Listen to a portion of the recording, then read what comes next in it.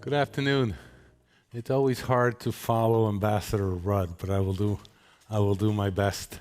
Thanks to you, thanks to all of you for your participation in this summit, and thanks to SAFE for its hard work in organizing it. Your attendance here and the participation of a wide range of leaders from the private sector, from government, and from nonprofits proves just how important the issues are.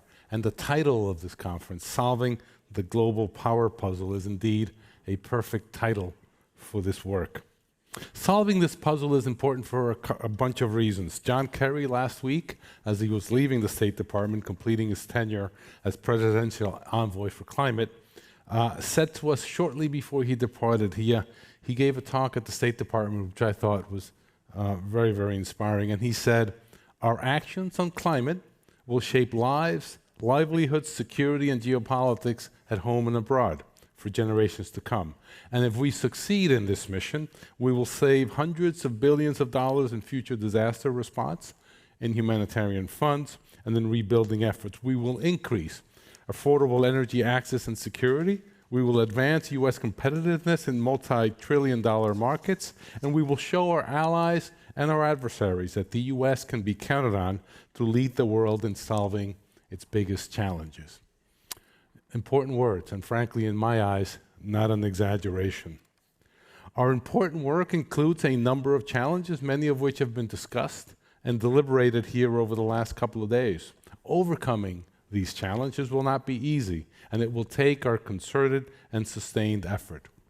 The Biden administration has taken important steps to this end, and we know that the private sector, that many of you in this audience, are leading the way.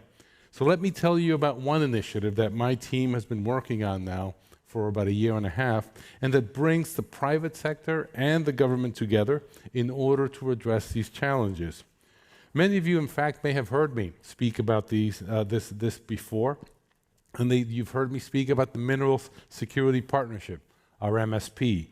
Critical minerals are exactly that, critical. They're critical to the clean energy transition. You've seen the projections of the coming mismatch between the global supply of critical minerals and anticipated demand. The number that I always hear is 42.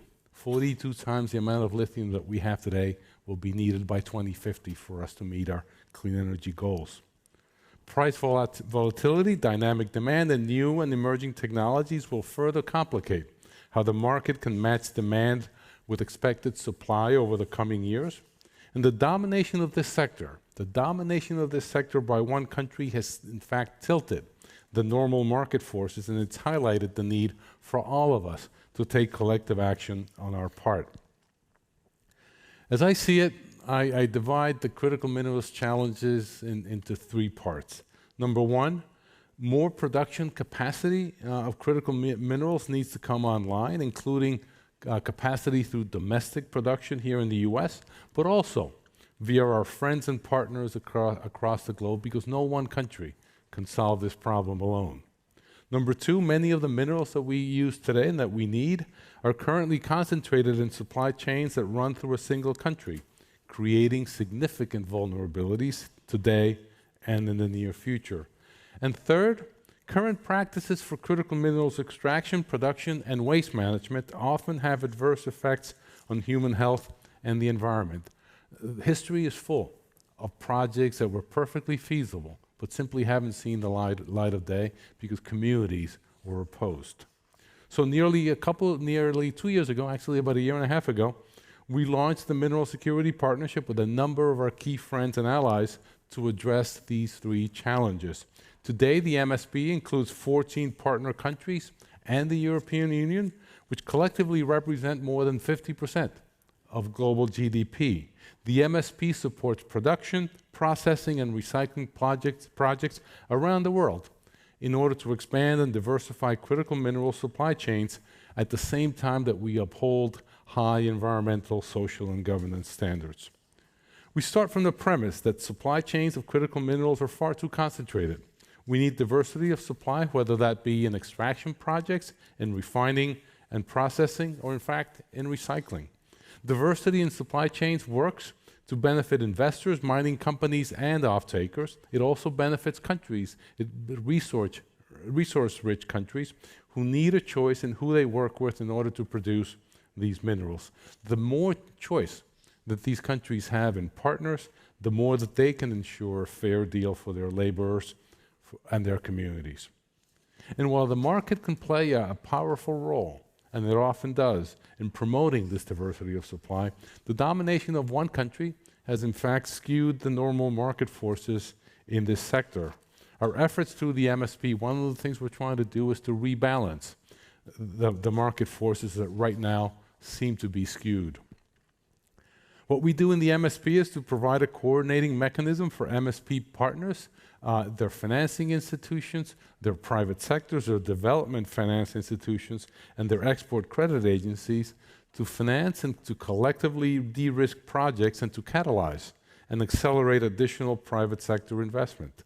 To build up the role of the private sector and these important projects, less than a month ago, the U.S. Department of State announced the creation of Menvest, the Minerals Investment Network for Vital Energy Security and Transition. I don't come up with these names. Menvest. It's a new public-private partnership with SAFE's Center for Critical Minerals Strategy. What it does is to do something that we've been wanting to do from the beginning, but we've had to build it up as we went along. And that is to promote a public-private dialogue to spur investment in strategic mining, processing, and recycling opportunities that adhere to high environmental, social, and governance standards.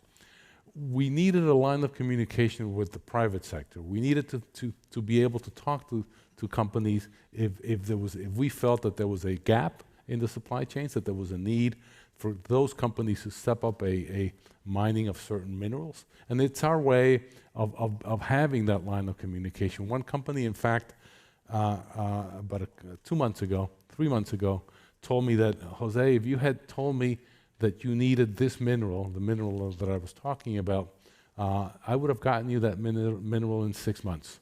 So that having that ability to talk to companies and to tell them what the supply chain gaps are is something that we're trying to create through Menvest. And we need your help in this effort. We invite you to consider becoming involved with Menvest, and if you are interested, please contact SAFE. Contact SAFE at menvest@secureenergy.org, menvest@secureenergy.org to find out more. Okay, one more piece of news. From the beginning, the MSP has also tried to engage directly, not only with the private sector, but also with mineral producing countries. A number of these countries, in fact, have participated in our ministerials and our other meetings. They participated at the UN meetings that we had. They participated at Indaba a number of times, and they participated in the meetings here in DC. And we wanted them to participate also as we play the role of linking up these countries with potential investors and off-takers. Just last week, then on the margins of the PDAC conference in Toronto, we created another initiative tied to the MSP, easier name, the MSP Forum. The MSP Forum will formalize and expand on the MSP's existing engagements with mineral-producing countries to advance and accelerate individual projects and also to promote a dialogue with these countries on policies that contribute to diverse and resilient supply chains. On projects, as members of the MSP Forum, producing countries will be able to share information on projects in their countries, specific projects where they want MSP involvement, and we will be able to bring together the audience, our private sector, our government officials, and the like.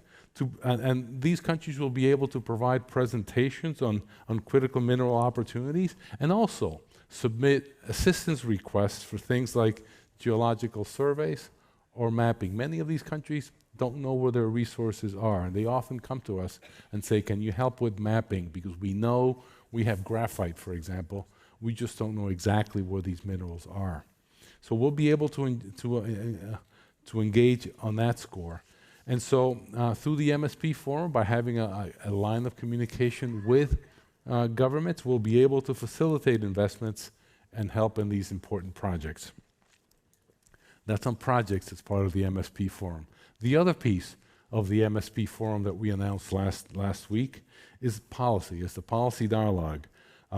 The policy dialogue within the MSP will incorporate the vision that was given to us by President von der Leyen, the European Commission President's vision of a greater policy engagement with mineral producing countries into the work of the MSP to go beyond projects. These are dialogues to discuss policies that will boost sustainable production and local value addition, foster high ESG standards, and also promote recycling.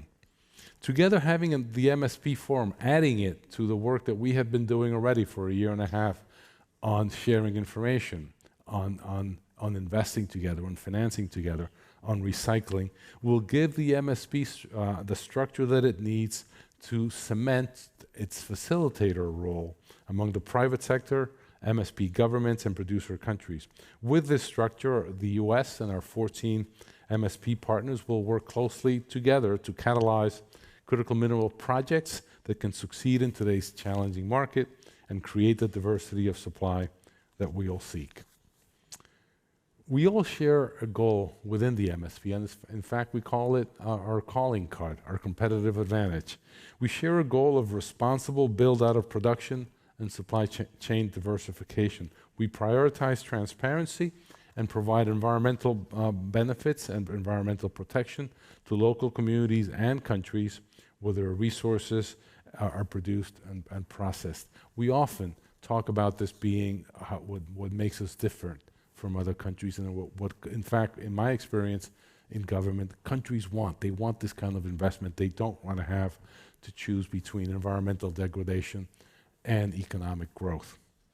Governments and the private sector must work together to reduce impediments to investment and enhance protection for communities, for labor and the environment. Non-profit organizations will need to facilitate discussions like the ones that we're having this afternoon, where we can talk through the challenge that faces now and will face us in the future. So it's my hope that the Mineral Security Partnership can be part of that effort. So, this is what we need. We need your ideas. We need your questions. We need your criticism. We need your suggestions. And we will work together to bring projects to the table. We will succeed if we continue to work together and to channel former Secretary Kerry. That success, if we can succeed, we will succeed not only for the American people, but we will succeed for the worker at large. So thank you. Thank you for your time. Thank you for your attention. Thank you for the cooperation that you've given the MSP, and I look forward to meeting and speaking with many of you as we go forward in this quest. Thank you.